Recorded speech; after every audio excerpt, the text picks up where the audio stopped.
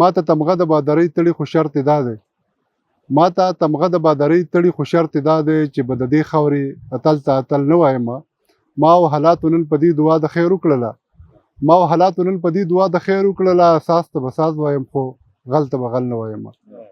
د افغان ټلویزیون ګرانو لیدونکو السلام علیکم زه یم جاوید ملنګ او تاسو ګورئ د دیر ملغلرې د دیر ملغلرو په دغه لړۍ کې یوه بله کړۍ د هغې زموږ د دیر د سیمې یو بل ډېر تکړه شاعر ښاغلی ګل احمد وردګ صاحب زموږ سره میلمه دی د ګل احمد وردګ صاحب د یوې مودې نه شاعري کوي او ډېر ګڼ کتابونه یې هم لیکلي دي د ګل احمد وردګ صاحب سره به د هغه په شعر و شاعرۍ د هغه په ستړو د هغه په کړاوونو د هغه په خدمت باندې خبرې کوو نو ګل احمد وردګ صاحب تاسو ته په افغان ټلویزیون کې د دیر ملغلرو کې هرکلی وایو ډېر زیاته مننه جاوید ملنګ صاحب او افغان ټي وي ټول همکاران ټول ملګري یو ځل بیا مننه ډېره مننه ګل احمد وردګ څوک دی تعلق یې د کوم ځای سره دی چېرته پیدا شو خړپوس یې چېرته وکړې تعلیمي زده کړې چېرته وکړې هغه یو د شعر یو مصره ده زما وایي ګل نر یم پښتون یم زلمی یم ګل یم وردګ یم د روجې یم ګل احمد یم وردګ یم او د روجې یم پیدا شوی په دیر کې یم سبقونه مې خواره وره ویلي دي کله دیر کې کله سوات کې کله پېښور کې کله مردان کې او د 14 ډیګري مې په تاریخ کې کړې ده د بدقسمتۍ نه پښتو سبجیکټ از ا سبجیکټ دا ما نه دی ویلی خو یو استاد ملګري راته پیغور کړه او دغه د وجې نه ما پښتو د زد نه زده کړه زده کړه خو ته نه شو ویلی خو کوشش هم وکړو او د سبق فړاو چې کوم دی که نه ما له خدای ډېر ښه استادان راکړي او زه ویاړم چې زه دغه استادانو شاګرد یم که هغه زما ادبي استادان دي که تعلیمي استادان دي د سکولونو استادان دي او دیر زموږ جنت دی په دیر کې اوسېږو او دیر نه بغیر راله بل ځای خوند نه راکوي دا یقیني خبره ده ګل احمد وردګ صاحب ته کله پته ولګېده چې ګل احمد وردګ دننه یو شاعر هم دی او دا شعر لیکي او د احساساتو ژبې ژوندۍ ده په 1996 کې ما مردان کې سبق وایو 95 کې 1995 کې مردان کې وم او یو نیر ته لاړو د رشکۍ سره لاندې هلته م لمبل نو هغه چې څنګه ما غولۍ ته ورودنګله واپس راوختمه نو په ما پورې ګن ختی و ګن نه پورې نښتی و نو زه ډېر زیات حساس وم او منډې مې کړه ته یو هینډ پمپ لګېدلی و هغه باندې مې ځان وینځو ټیوبویلو ځان مې وینځو نو اچانک زما د خولې نه یو اوس راله پورې خندا م راځي داسې شعر مې د خولې نه راختلی و چې یاره دلته خو ګرمي ده مونږ اوسېږو به اوس دلته څنګه زه احمد شهباز د دیر دنګو یخو غرونو ته هغه ټایم کې زه د شهباز یو ډرامه چلېده و د هغې نه زه لږ متاثره وم ځان ته مې شهباز لیکو بیا د علم اقبال کالج ته چې رالم نو ما به د علم اقبال نظمونه ورانول د مونږ په دویم دریم کې یو نظم و آتا ہے د مجھ کو گزرا ہوا زم بل بل بل کی فریاد دا نظم ما وران کړی و په کالج کې پښتو ته دی اړولی و نه اردو کې آتا ہے د مجھ کو اسکول کا زمانہ چمن تا خوبصورت اور علم کا خزانہ چلتے تے ننگے پاؤں پلٹے تے افسرانہ داسې نظم مې وران کړی و بیا مې د علم اقبال بل نظم خو د علم اقبال د نظمونو سم دشمن و زموږ یو پروفیسر و هغه راته وایي چې بچیا ته پښتو کې کوشش وکړه نو پښتو کې مې بیا یو دوه درې شعرونه ولیکل هغه استاد راله پې بر نه هغه داد راکو استاد لقمان کیمور صاحب چې پیژندلی نوم دی پروفیسر لقمان کیمور صاحب بالکل او ټیک راته یاد شي چې یاره مالې 50 روپۍ انعام راکړی او ډېر زیات داد یې راکړی اوس چې دا شعرونو ته ګورم نو زه حیران شم چې یاره لقمان صاحب په دې شعرونو باندې داد ورکول د چپړې د ایشتو لایق و تاسو ماله داد راکړی بالکل نو هغه راله موټیویشن وکړو تاسو حوصله یې زیاتوله راله زیاتوله نو دغه شان زه پښتو شاعري طرف ته راغلی او داسې بیا پراپر شاعرۍ ته څنګه کله راغلی چې بیا تاسو پوهېدئ چې زه ښه شعر لیکم او خلک مې خوښوي خلک مې اوري. په 1999 کې زه د لوري پښتو ادبي ټولنې غړی شوم. ها خو شعرونه مې کچو. ها بیا لیاقت صوت صاحب ارواخان لیاقت صوت صاحب زما خیال چې د اکرام الله ګران صاحب او صوت صاحب په یو ورځ باندې د غوی مړینه شوي وه. د دوه ځله د ستوري وفات شوي. ها نو زه په 1999 کې لوري پښتو ادبي ټولنې ته راغلم. ها هلته راته استادان میلاو شول لیاقت صوت صاحب په شان، ها مهتاب صاحب په شان، خورشید علم ریحان صاحب په شان. خو ټولنې د زه راوستې سمیع الله سهار وم. ها تمام زولی و. خو هغه د ټولنې ته لاس نه ونیولم او ټولنې ته یې راوستم. ها ما به آزاد نظمونه لیکل، مورا نظمونه. ها هغې به راته صوت صاحب قارېدو. ها وایي چې ستا رننګ پیریډ نه دی پوره شوی او ته په 120 کې سپیډ وې نو دا ټیک نه ده. بیا یو ټیم داسې راغی چې په زما په مورا نظمونو باندې آزاد نظمونو باندې صوت صاحب څو پیرې ماته انعام هم راکړل. ماشاءالله. دغه زما ادبي سفر و. ګل صاحب ډېره مننه. خبرې به منځ تر منځ هم کوو، خو دویم چې په پروګرام په پیل کې ستانه څه کلام وورو نو خبرې به کوو. خبرې ډېرې زیاتې پاتې دي او موږ غواړو هم چې د شاعر ادیب سره خبرې هم ډېرې وکړو، شعرونه یې هم ډېر واورو. زه یو نظم به درته ووایم او د خپل ابتدایي دور ها نظم به درته ووایم. وایي ارشاد هغې د رنګ او د ښایست ملوکې آها ما ته په مینه له ډېر نازه ووې. آها زما شاعر زما فنکار هلکه، واه واه زما تصویر د زړه په وینو جوړ کا. آها چې اننګو کې مې سرخي دا ستا د وینو راشي. آها زما شاعر زما فنکار هلکه، واه په ما سندره او غزل ولیکه. واه واه داسې غزل چې زما نوم پکې رانشي آها زه په خپله راشم. ډېر ښه ډېر ښه ډېر ښه. ګل صاحب په نظم او په غزل کې مو هغه تسلسل ډېر زیات برقرار دی. داسې د چا نه متاثره یې په شاعرانو کې څوک خوښوئ چې بیا څوک فالو کوئ داسې؟ که جواب در کوم نو کېدای شي د پوخ شاعران ملګري مې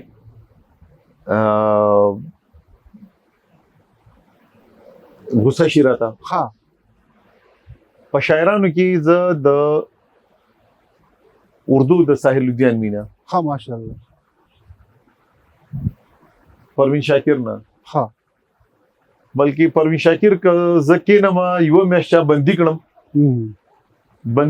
چې صرف 6 روټۍ راکوي ها او بندي ومه نو د پروین ټول کلیات به ما سټډي کړي ژباړل به دي. ها ولې چې هغه که غزل دی که نظم دی خو چې زه ورته ګورم نو هغه اټومیټک زما نه ژباړلی کېږي، متاثره یې. او همدغه شان د ساحل لودیان وي. بیا یو بل شاعر ملګری دی نوبل انعام یافته هم دی، رابندرناث ټیګور. او بالکل بالکل. نو د ټیګور صاحب د انګریزي کلامونه چې کوم دی مال راشي. ها زه په انګریزي هم دومره پوهېږم نه، خو لاشعوري طور هغه زمانه ژباړلی کېږي. ګل صاحب تاسو د ژباړلو د ژباړو خبره مو وکړه نو ما چې په دې باندې هم لږ خبره وکړو. تاسو داسې کوم کتابونه مو ژباړلي دي؟ څومره کتابونه مو ژباړلي دي؟ تاسو په لیکلو کتابونو مو هم خبرې کوو خو ژباړلي مو داسې څومره دي؟ د ټول اول خو زه یو ځل بیا د افغان ټي وي مننه کوم مهرباني چې په کال 2023 یا 40 کال نه یې دی خو 23 دی. ها 2023 کې افغان ټي وي مالا زما په یو کتاب باندې ایوارډ راکو. ها پېښور کې. ها د کتاب نوم دی دیر بیا سندرې وایي. ها دیر بیا سندرې وایي بالکل. او دا د ژباړو کتاب دی، مکمل ژباړې دي. ها ها ها دې کې مختلفو شاعرانو لکه ساحل لودیان وي، پروین شاکر، فهمي دریاز، ها ها رابندرناث ټیګور، ها ها علم اقبال، شری سرکشن پرشاد، دغه یو دوه نعتونه دي، هندو دی، دغه یو دوه نعتونه ژباړل شوي دي. حبیب جالب، رابعه بصري، ها مولانا رومي. لکه یو شعر راته یو دم را یاد شو د مولانا رومي چې کوم ژباړلی و. په یو لاس کې جام د میو، په بل لاس کې تار د زلفو، په یو داسې چاپېرچل کې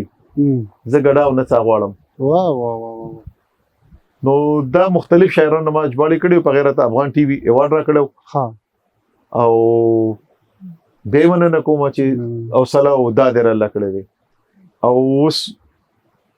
فاطمه اس فاطمه دا د ډاکټر علي شریعت یو کتاب دی ها حضرت فاطمه رضی الله عنها باندې لیکل شوی دی هغه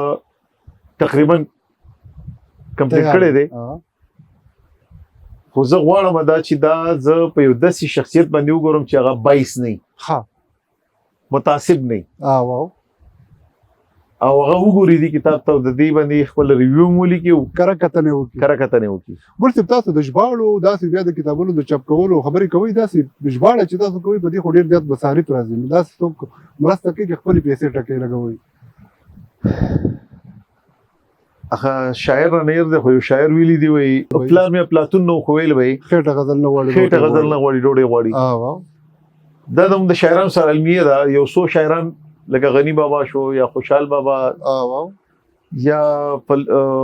عبدالسبحان خان واو اسکندری کتاب چې لیکه مختون سیب واو دا خاندانی مالدار خلک دي صحیح نورم شته خو اکثر شاعران چې کوم دي دوی د مالي ستونزو سره مخامخ دا شان مونږ هم یو نو دا وجه څه کېدای شي ګل صاحب په دا خبره باندې یو دې ته نو بل دې ته راځي وجوهات ډیر دي خو زما چې کلم کتاب چاپ کړی دی نو مال زما قام پښتون قام مینه را کړله ها بیا زما چې کومه قبیله ده هغې مال مینه را کړې ده ها زما کتابونه قبیلې مې چاپ کړي دي ها یو راله صدیق نامې ده زموږ سټوډنټ و ها اوس ډېر غټ افسر دی ډسټرکټ سپورټس افیسر دی هغه راله 2 کتابونه چاپ کړلي شاباس د ډسټرکټ دیر افر سپورټس افیسر صدیق الله وی ته زما ټیچر یو تعالی زه هیڅ نشم کولی البته یو 2 کتابونه تعالی زه سپانسر کولی شم خدای دې خوشاله لري نو ملګری می سپورټ کوي نور په تنخواه کې د بچو پیسونه نه کېږي نو موږ کتاب څه بالکل او بیا خو یو د سرکاري استاد تنخواه خو بیا کم نور هم نو ګل صاحب خبرې به کوو خو زه چې یو کلام را سره بل شریک کړي نو بیا به خبرې ډېرې دي خبرې به هم کوو موږ چې کتونکي په دې بور هم نشي په خبرو باندې یو غزل به درته ووایم بنګ راوړئ کوکنار راوړئ مستۍ ته مې زړه شوی دی ښه ډېر ښه بیا لغمه لري زندګۍ ته مې زړه شوی دی زمه چرته لري د غره سر ته د دمې په نیت زمه چرته لري د غره سر ته د دمې په نیت بیا یې نن لیدل غواړم سپوږمۍ ته مې زړه شوی دی چې ووینځم د زړه او بدن دواړه ناولتیا پکې چې ووینځم د زړه او بدن دواړه ناولتیا پکې داسې د عرفان ډوبې غولۍ ته مې زړه شوی دی ډېر او یو شعر دی پکې وایي ای د بریال مورې یو خو خدای او لا شریک ښه دی ای د بریال مورې یو خو خدای او لا شریک ښه دی بلې نکاح ښکلې ښاپېرۍ ته مې زړه شوی دی ډېر ښه وتړلې سپوتې شملې بې ننګه خلکو بیا وتړلې سپوتې شملې بې ننګه خلکو بیا یاره د خپل دیر سپینې ټوپۍ ته مې زړه شوی دی ډېر ښه چې راشي انقلاب زه به نڅا په دواړو لاسو کړم چې راشي انقلاب زه به نڅا په دواړو لاسو کړم بیا د انقلاب د سرې ډولۍ ته مې زړه شوی دی ډېر ښه او را به شي یو ځلې پسرلی د ګل په ګل وطن هر خوا به زرغون شم ګل غوټۍ ته مې زړه شوی دی ډېر ښه ګل صاحب تاسو وختي مونږ په دې باندې خبره کوله که نه د ژباړو باندې تاسو کتابونه څومره چاپ دي او پاتې څومره دي چې د چاپ په مراحلو کې دي ما اولنې تذکره چاپ کړې وه د ملګرو او د ساحل صاحب د یو نظم مصره چې کوم دی دغې کتاب له مونږ نوم کېښود او بیا هغه ملګرو دومره دغه کړي چې مونږ په دغه مصره باندې ترحیم مشاعره وکړه او هر ملګري پې لیکل وکړه او په هغه باندې بیا کتاب چاپ شو سپینې کونترې په وطن د الوتو ورځې دي او د ترهګرۍ هغه پوسټ ایره دغه وه نو د امن د سندرو ډېر زیات ضرورت و نو په دې باندې ما یو تذکره چاپ کړه د هغې نه پس بیا ما د خاموشي به مې سندره کړم دا زما خپل اولنی کتاب و چې کوم زما خپل تخلیقات و هغې نه پس بیا دیر بیا سندرې وایي د ژباړو ده بیا د دیر ریاست چې کوم د دې یو زمون کنسټیټیوشن او آئینو ها متروکو اکثر به خلکو ته پکارو د کیسونو میسونو د پاره د ریفرنسو د پاره نو دغه آئین ما دوباره چاپ کو دستور العمل دیر ها بیا د دیر په تاریخ باندې ما یو نیمګړی یو ادنا هڅه کړې ده ها د دیر ګزټیر په نوم باندې ها چې کوم تاسو ما وی چې صدیق راته سپانسر کړو نو د دیر په تاریخ باندې مې په ایجوکیشن کې په سکولونو کې یو کمیټي د پیرنټس ټیچر کونسل وته وي ها په دې باندې ما د دې په روز ریګولیشن باندې د دې په کردار باندې ما پښتو کې بیا کوم خیال کړی د اتنا کلاس نه لاندې ماشومان نزیو د لوبو د پاره پلینګ ګروپ چې وته وي ها دې ته موږ ارلی چایلډهود ایجوکیشن وایو ها بالکل په ارلی چایلډهود ایجوکیشن باندې ما یو کتابچه ها چاپ شوی ده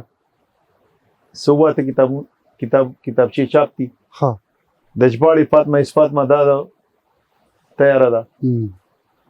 دو کتابونه د ما نور د شاعري ریډي دي ها یو مې د خپل بابا عمر خان ها چې ابو الجمال په نوم باندې لیکل کې د هغه شاعري ما کمپوز کړی مې دا راوند کړی مې دا تیار ده بابا مې حیات ته ماشاءالله او غواړم دا چې د خپل پلار دا کتاب دغه په ژوندانه باندې هغه ته ډالې کوم ها او چې استاد شوی ما نو د خپل تجربات یو سلسله مې شروع کړې ده چې کوم ما زده کړې شوي دي کوم لیسن لرن مې شوي دي نو زه غواړم دا چې دا کوم کمپوز کړي مې دي لګیا یم خو دا لانګ ټرم پروجیکټ دی نو دا به لګیای او مهنت غواړي خواري غواړي ستړي غواړي پیسې ټکې پې لګي او بل څه بوده مې چې کلام درنه بل وورو نو فهم به وکړي داسې زما خو داسې رومانټیک شاعري ډېره خوښوي نو که داسې کلامونه یو کلام به راسره شریک کړي یاره یو نظم درته وایم ها د دې نظم سرخط دی منظرونه او دا نظم چونکې زه بای نیچر فیمینیسټ یم ها د زنانو ته عزت ورکوونکی انسان یم ها نو د زنانو په دې حواله سره د معاشره کې چې کوم دغه دی باندې ما یو نظم لیکلی دا ته وایم منظرونه اولنې منظر صدا سیده ارشاد یو پیغله د حق غوښتلو په تور د حق غوښتلو په تور مختوره نشوله قتل شوله ډېر بیا بل منظر دی وایي دویمه پیغله د پلار د سپینو ډکو د رور د جګې شملې هډو پروا نه کوي دویمه پیغله د پلار د سپینو ډکو د رور د جګې شملې هډو پروا نه کوي په تکه توره شپه کې د خپل اشنا سره د کور وځي دریمه پیغله د یو ساوي په شانتي خوري اسکی اړو حساب نه مني دریمه پیغله د یو ساوي په شانتي خوري اسکی اړو حساب نه مني څلورمه پیغله د ولور په بدل په یو سپین روبي او بډا سړی خپه ارزانه به خرڅ شولا ژوندون ټول عذاب شو پلاری په ګیره باندې رنگ راخلو ډیر ژوندون ټول عذاب شو پلاری په ګیره باندې رنگ راخلو پنځمه پیغله ضرور د جرم په بدل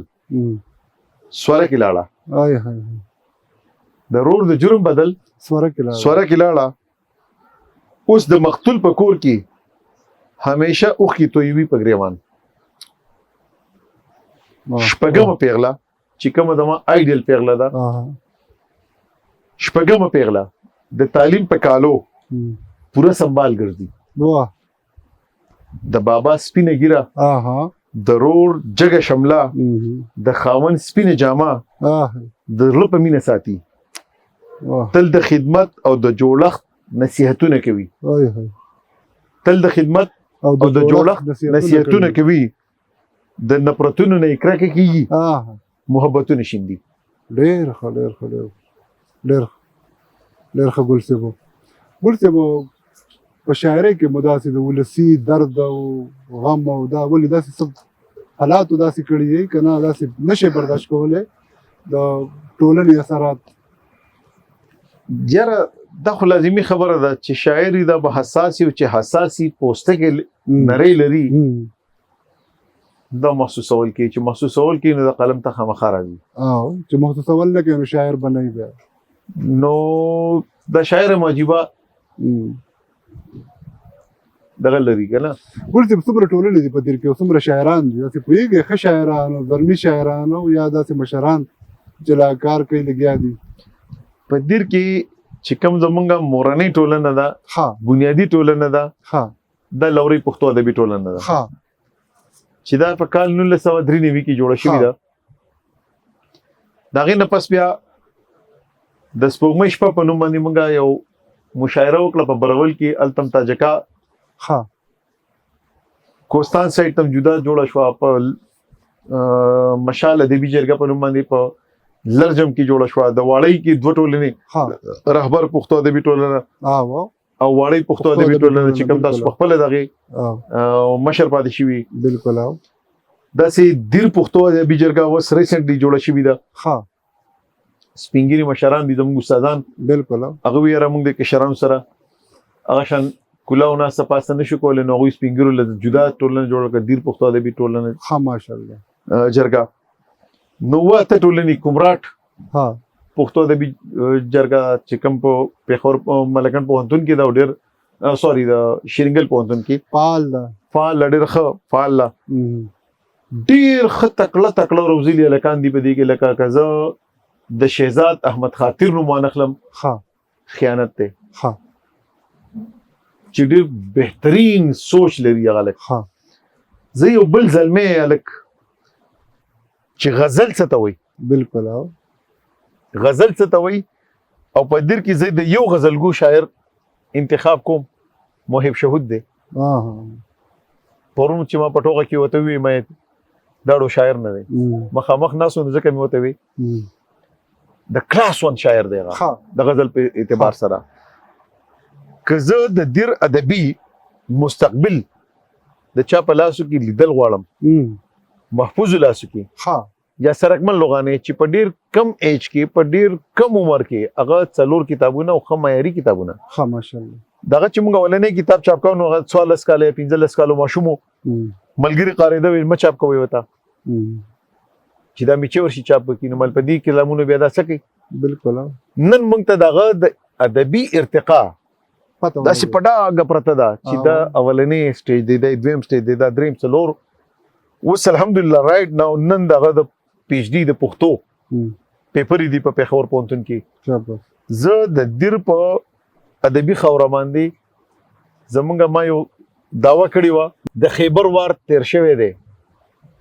د ملکن وار تیر دی اوس په دیر باندې په پښتو ادب د دیر وار دی مونږ رضوان شمال لرو مونږ یا سرکمن لوغانې لرو موهب شهود لرو خاطر لرو دانش لرو زمونږ د ټولو استاد ګوچ زمام زولې دی بالکل زمام ملګری دی بالکل خو زه احتراما خپل ادبي استاد ګڼم بالکل دانش لرو بالکل زمونږ څنګه د پښتو ادب زمونږ وار نه اباسین لرو غټ پټ اباسین لرو دا یو اباسین زمونږ پوره دی نو زه د دیر د ادب نه خوشبینیم ها د دیر ادب با کدا الکان دا شان خپل رول پلی کوي د دیر با ډیر زر پښتو ادب باندې خوريږي صحیح ګلته به خبري خبرواني خو زه مچ من ترمن نه بل یو کلام وورو نو دا به کې خون کوي او خبرې ډېرې دي خبرې به کوم موږ غواړو چې لږ ډېرې خبرې وکړو په پښتو شاعرۍ او په چې کوم کلمې دي پښتو ادب ته کوم ستونزې دي چې په دې هم خبرې وکړو وی المیه دا چې زما مجبوری دا ده هغه شان څه زه ویلی نشم کوم چې زما نیچر دی فطرت دی خو ستا په خوښه باندې به یو څو شعرونه مې زه استاد یم وارث د پیغمبر یم زه استاد یم وارث د پیغمبر یم زه په زور او زیر د هر څه نه خبر یم دا چې هر څه زه کوم مال روا دي دا چې هر څه زه کوم مال روا دي تنزیه شعر دی دا چې هر څه زه کوم مال روا دي ګورې نه چې زه په شر برابر یم واه دا چې هر څه زه کوم مال روا دي ګورئ نه چې زه په شرع برابر یم بې له مانه دا وړۍ نه شړی کېږي بې له مانه دا وړۍ نه شړی کېږي زه ماهره د هر فن او هر هنر یم ډېر ښه زه د جرندې هغه پل یم چې چورلي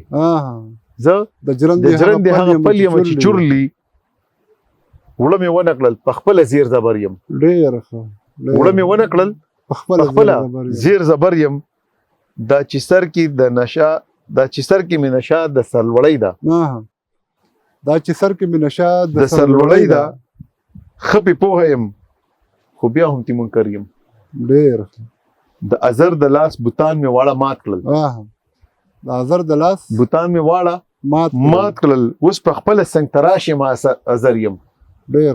ډېر ته ناري زه نوري یم دا پوره ده ته ناري زه نوري یم دا پوره ده له ازله ځکه تا سره په شر یم ډېر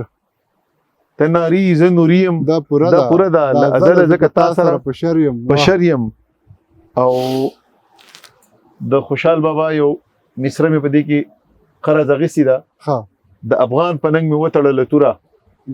واو ننګیالی د زمانې خوشحال خټک یم د افغان په ننګ مې وتړله توره د غازي محمد جان د لوی ټبر یم ډېر ښه ډېر ښه د افغان په ننګ مې وتړله توره د غازي محمد جان د لوی ټبر یم چې هستي مې د خپل ځان خاورې ایرې کړه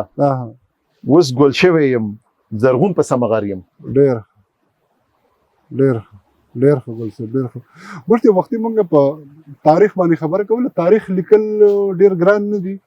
او کله کله سړی تاریخ ولیکي بیا پې قام نیوکې کوي او ظاهره خبره ده چې تاریخ خو تاریخي نو داسې څه راځي مخې ته خلک څه وایي چې یا دا داسې نه و په کار یا دا داسې په کار و یا د کیسه کمې سیده ساده خبره ده تاریخ یوه توره ده د قرآن آیت دی وجاء الحق وزهق الباطل ان الباطل کان زهوقا تاریخ یوه توره ده چې دا تور یو ترته ولي سپین بل ترته ولي د چا خاطر نه کوي خو شرط څه دی چې بې خاطره ولیکلی شي دلته موږ دوه قسمه کار کوو یا تعریفونه کوو او یا غیبتونه کوو د دیر په تاریخ چې څومره لیکل شوي دي دا سپانسرډ کتابونه زه په میډیا دا دعوه کوم چې دا سپانسرډ کتابونه یا د تعریفونو نه ډک دي او یا د غیبتونو نه ډک دي امپارشل تاریخ د دیر ډیر کم کوز دی اوس که زه د یو شخصیت صفت زه کومه لیکمه نو د هغه فلویان به ماته ښه وایي خو که د یو سړي زه نیګیټیویټي بیان کړم نو د هغه فلویان به ماته بد ګوري له دې وجې نه ما په خپل دیر ګزټیر کې ډېر کنټروورشل ټاپکس چې کوم دي دا اسکیپ کړي دي ډېر حالانکه دومره مواد را سره دي که تور ته مې تور ویل او سپین ته مې سپین ویل نو په دیر کې زما د ناستې ځای بیا نشته یو ځل ته په خوا کډه را په سر شوي وه د ډیورنډ نه اخوا شړلی شي او یو ځل به ته په دویم ځل باندې کډه را په سر شي که موږ الکټوریل هسټري وګورو د دیر انتخابي تاریخ وګورو دا هم متنازعه دی مونږه شاید زمونږ په دیر کې چې کوم لیجنډ دي هغه مونږه ویلن پریزنټ کوو زمونږ چې کوم لیجنډ دي هیروګان دي هغه مونږه ویلن پریزنټ کوو او چې کوم زمونږه ویلنان دي په حقیقت کې هغې ته مونږ خپل نجات دهندګان وایو او دا فیبریکیټډ دا سپانسرډ انجکشن دي زمونږ مغزو کې نه زموږ بچو په مغزو کې دا اچولی کېږي ورته خبرې به کوو کلام را سره شریک کړي غزل را سره شریک کړي چې اورېدونکي او کتونکي ته خوند واخلي زه که د جنګونو د اوربند په معنا پوه شوم ځکه د جنګونو د اوربند په معنا پوه شوم پیغله ملالۍ یم د میوند په معنا پوه شوم ډېر ښه در چې مې د زړه نه تر د شونډو په سر تیر شولو در چې مې د زړه نه تر د شونډو په سر تیر شولو هله اوس د درد او د درمن په معنا پوه شوم مینه زموږ دین دی خورولې پر ځین ګڼم مونږ دین دی خورولې پر ځین ګڼم زه د محبت د هر یو خوند په معنا پوه شوم ډېر ښه. او نوره غلامي ها ستا د پنجرې دننه نه کوم نوره غلامي ستا د پنجرې دننه نه کوم. نه کوم ځانه یم ستا د قیدوبند په معنا پوه شوم ډېر ښه. او یو مارغه مې لیدلی و الوتلی و ها یو سړي ساتلی توتي او والوت لاړ بېرته راغی پنجرې له ها ناورمه زه ناورمه دا ستا د ازادۍ دروغ ها ناورمه زه ناورمه دا ستا د ازادۍ دروغ ستا په غلامۍ کې د خپل ژوند په معنا پوه شوم راکړه چې نوش کړمه پیالې ډکې نسکورې کړم ګل یمه د زهرو او ګلقند په معنا پوه شوم ډېر ښه. یو مختصر نظم دی وایي خپله بنده کوټګۍ کې زه خفا زهیره ناسته د نیمکخو تنبګو نه یخ بادونه په ما راغله ما ته ستا اخلي نومونه د سحر دا یخ بادونه میلمانه شو راکړه راغلل بوږنونکي ستا یادونه شو بدن مې غونې غونې زه دننه دلته ناسته او ته بار زهیري کاش وزرې که زما وې او ستا خواله الوتې شوې یا خو ځاڼه سهرانې وې چې له ملکه تښتېدی شوې خو افسوس چې زه ایس نه یم د رسمونو رواجونو د فولادو دیوالونو نه زه شاته د ټول عمر بندیوان یوه جینۍ یم زه معصومه یوه جینۍ یم دا د پروین شاکر د یو نظم ژباړه وه. ښه ماشاءالله. ګل صاحب خبرې به کوو داسې وختي مونږ خبرې کولې په د چاربیتې په اړه باندې که نه نو داسې پښتو ادب کې خلک په هر صنف باندې کار کوي او خو چاربیته ډېره زه به وایم چې ډېر کم خلک دې کار کوي. تاسو چېرته تبازمایي کړې ده چې په چاربیته مو لیکلي یا کار کوئ په نورو صنفونو باندې او یا څومره شاعران دي داسې چاربیت یا مخکې دور کې څومره په دیر کې زمونږ د دیر ادب چې کوم و د چاربیتې و ښه د چاربیتې ادب چې څومره زاړه شاعران دي د چاربیتې شاعران و ښه لکه زروګي بابا د واړی سندل خوشا دغه طرف ته می عمر بابا ها دم د واړی وو ها ماشاءالله افضل خان بابا ها سنگار مولا د چوکاتن نومه یو شل وی وربشي می د هار په درمنده شولې ها راغله په سوکلات د نیټه پورې ونه شولې دا تقریبا زبردیم چې دا چاربې کې تاسو واورید نو د کارل مارکس مکمل کمیونست مانیفیسټو چې کنده د په دې کې راغونډه کړی دا شاعر د کوم دی د چوکاتانو د ټینګ د مغون نوم وته ها زموږ د دیر ادب د چاربې ته ها خو بټای جان ها ارواخات د قصوص صاحب رحمت الله علیه ها دی چې دیر کې د عصري د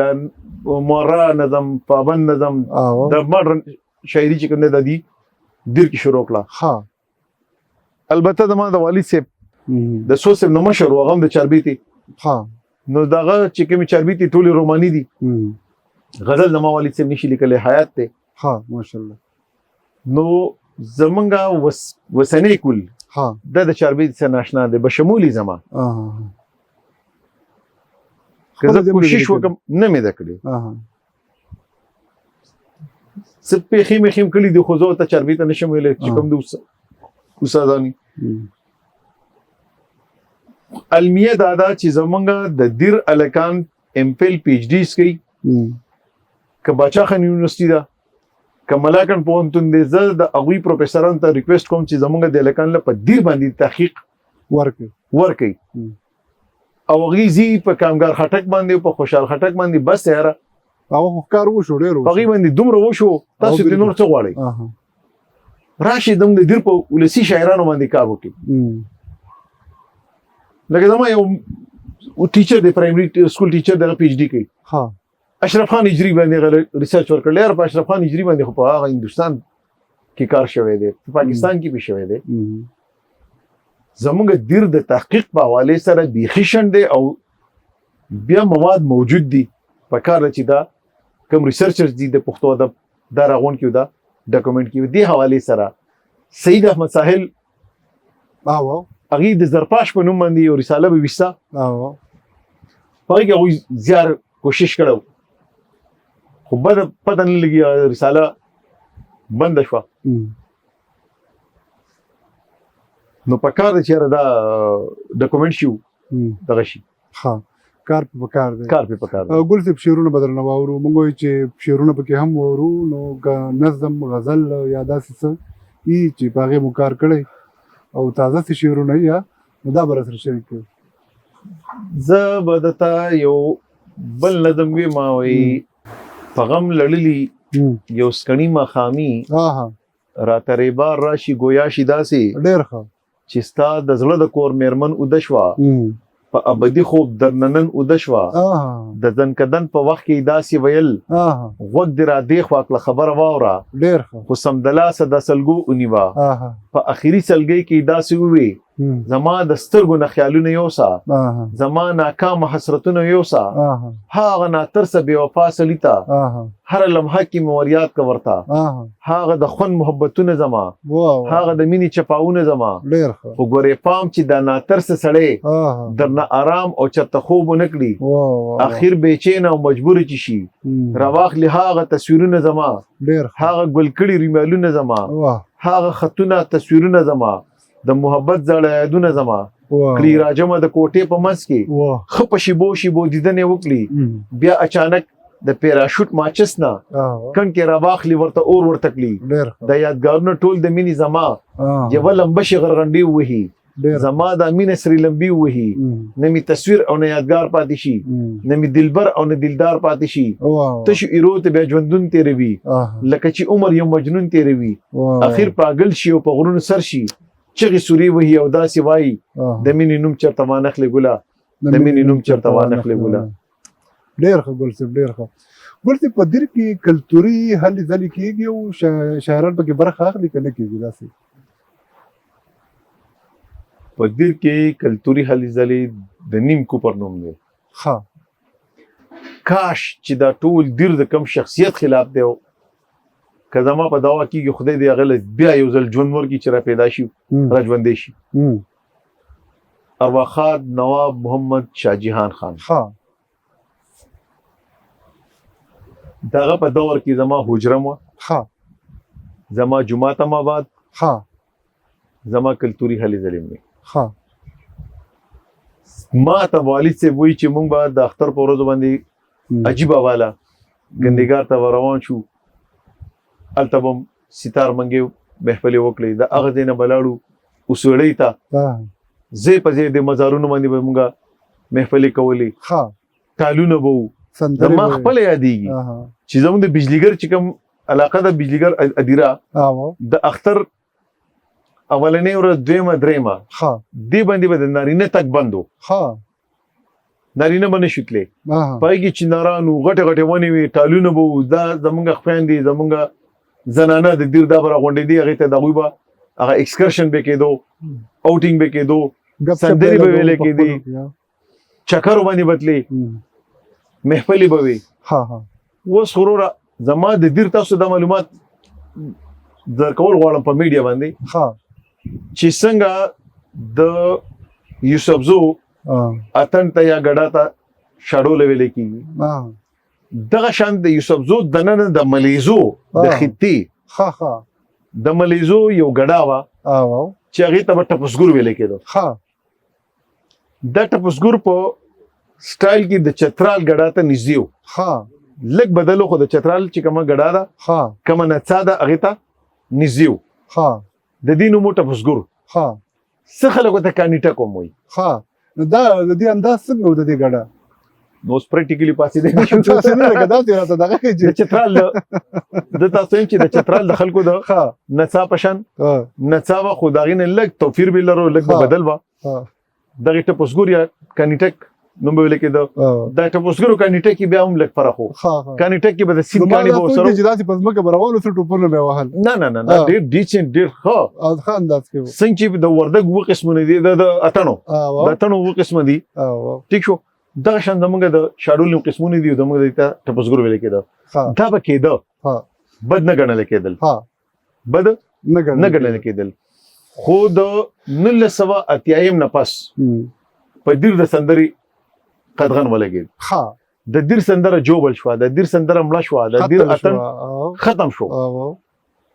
زه استاد یم نن